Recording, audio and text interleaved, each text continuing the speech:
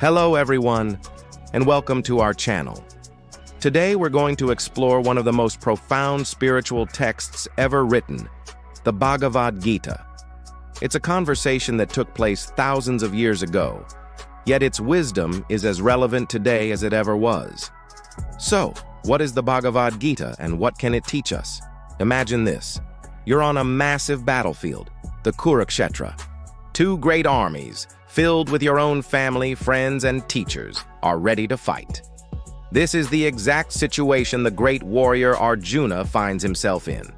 Overwhelmed with sorrow and confusion, he lays down his bow, refusing to fight his own kin. His charioteer and divine guide, Lord Krishna, then begins a conversation with him that forms the very heart of the Bhagavad Gita. The Gita isn't just about a physical battle. It's about the inner battle we all face every day.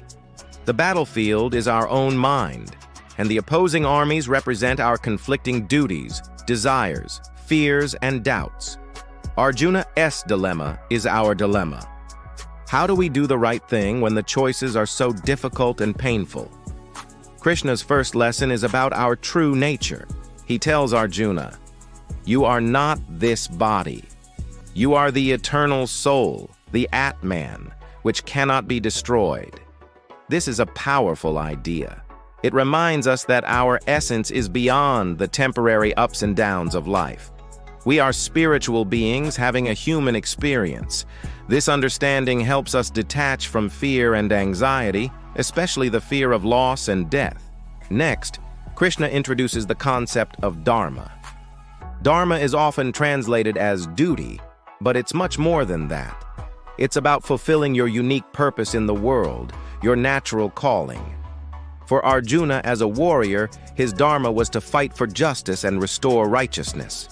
Krishna explains that performing your dharma without being attached to the results is a form of spiritual practice. This leads us to one of the Gita's most famous teachings, Karma Yoga, the path of selfless action.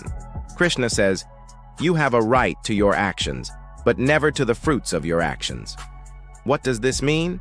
It means we should focus on doing our work with full dedication, skill, and sincerity, but we should not get emotionally entangled with the outcome.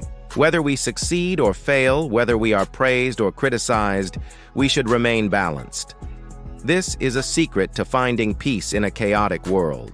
When we offer our actions to a higher purpose, without selfish attachment, our work itself becomes a form of meditation. But what if you're not an action-oriented person? The Gita offers other paths as well. There's Jnana Yoga, the path of knowledge. This path involves deep inquiry and self-reflection to understand the nature of reality and our true self.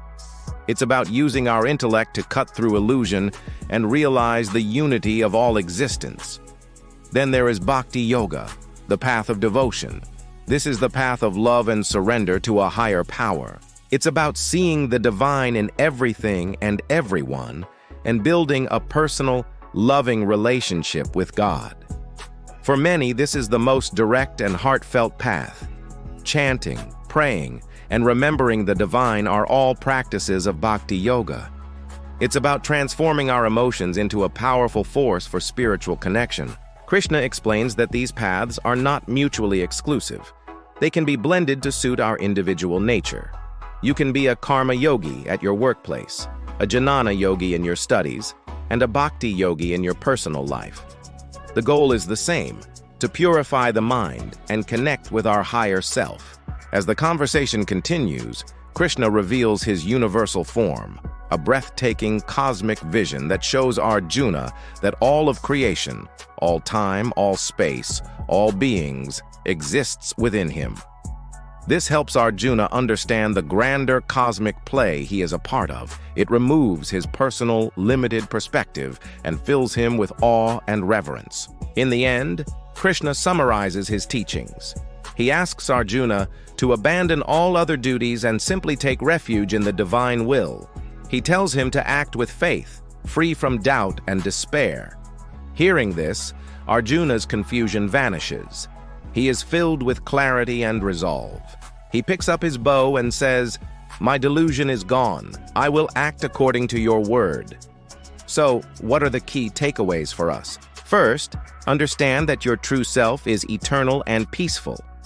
Second, identify your Dharma, your unique purpose, and perform it to the best of your ability. Third, practice non-attachment to the results of your actions. This is the key to inner freedom. And finally, cultivate a connection to a higher purpose, whether through action, knowledge, or devotion.